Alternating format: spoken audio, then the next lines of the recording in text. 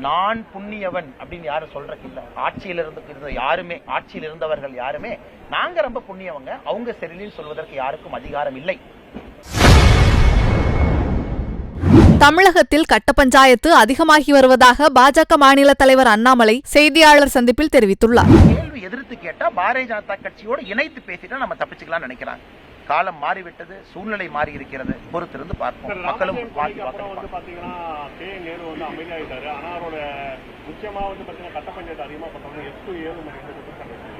தெரியலீங்கண்ணா, இந்த கட்ட பஞ்சாயத்து எல்லாமே உங்களுக்கு தெரியும். 10 ஆண்டு காலமாக எப்படி தமிழகத்தில் இருக்குன்னு.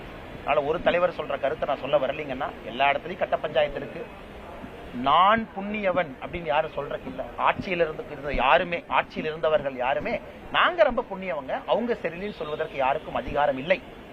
அதனுடைய நிலைப்பாடு 10-20 ஆண்டுகளாக தமிழகத்துல கட்ட பஞ்சாயத்து கலாச்சாரம் தலை தூக்கி இருக்கிறது. ஆளுமைகள் கிடையாது. அதனுடைய வெளிப்பாடு 2024 பார்க்க ஆரம்பிக்கிறோம். வெளிப்படையா தெரியுது. தமிழ்நாடு ஒரு டிக்ளைனிங் ஸ்டேட். எக்கனாமிக் பவர் கீழே வர ஆரம்பிச்சிருச்சு. மற்ற மாநிலங்களுடைய வளர்ச்சி அதிகமா இருக்கு. அதனால் அடுப்பு கறியை பார்த்து அண்டாக்கறி சொல்லிச்சாமா நீ கருப்பன், அது மாதிரிதான் அவங்க பேசுறதெல்லாம் திராவிட கட்சிகள் பேசுவது மாறி மாறி பாத்தீங்கன்னா அப்படிதான் இருக்கு.